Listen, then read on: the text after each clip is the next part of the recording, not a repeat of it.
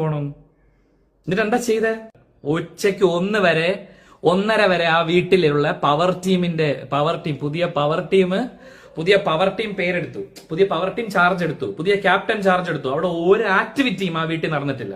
ചോറും കറിയും വെക്കുന്ന അല്ലാതെ വേറൊരു ആക്ടിവിറ്റിയും ഈ സമയം വരെ ആ വീട്ടിൽ നടന്നിട്ടില്ല. എന്ത് കാര്യം?